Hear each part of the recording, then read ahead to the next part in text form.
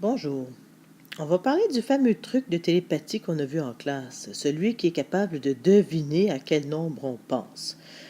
Je ne sais pas si vous vous souvenez comment on devait faire. On devait prendre n'importe quel nombre.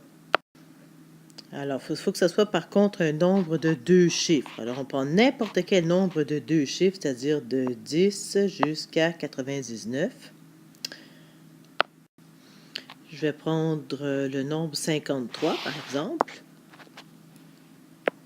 Alors, 53.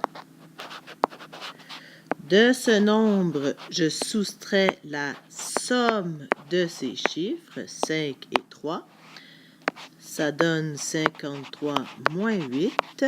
13 moins 8, ça fait 5, 4, ça donne 45. Là, je m'en vais voir à quel symbole correspond ma réponse 45. Je vois une espèce de machin, c'est une espèce de R commercial.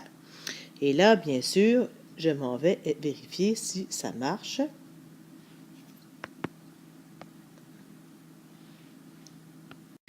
Est-ce que le programme va deviner le fameux symbole? Eh bien oui, ça marche. On pourrait essayer avec un autre nombre. On va prendre 74. Tiens. Dans 74, je soustrais la somme des chiffres. Ça fait 74 moins 11 qui me donne 63. Je m'en vais chercher à quoi correspond 63. Ah, c'est un D. Et oui, ça marche.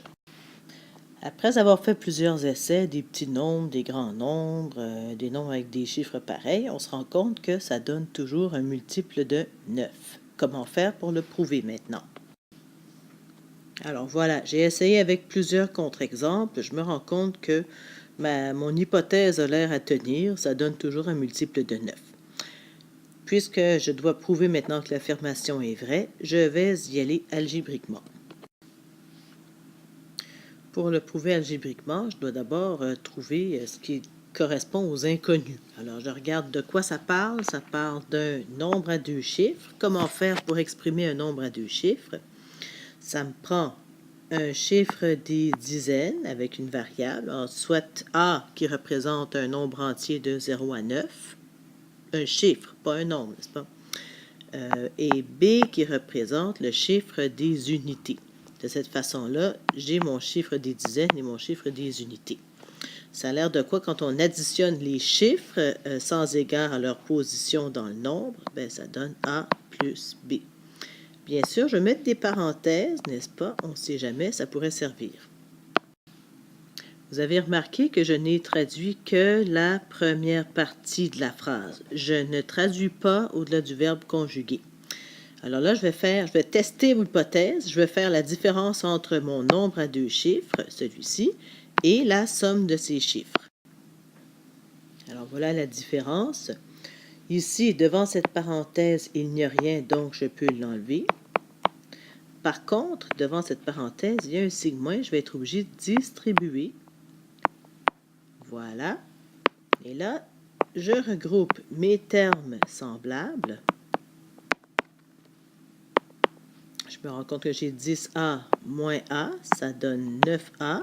Et ici, j'ai une addition d'opposés. Autrement dit, mon expression algébrique, une fois que j'ai fait la différence entre un nombre à deux chiffres et la somme de ces chiffres, ça finit par donner 9A.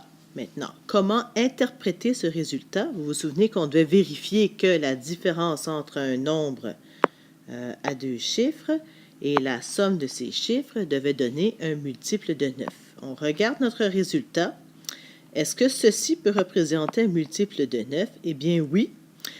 Quelle que soit la valeur de A, que ce soit égal à 0, à 1, à 2, à 3, à 4, à 5, à 6, à 7, à 8, à 9, le fait qu'on multiplie sa valeur par 9 va automatiquement nous donner un multiple de 9.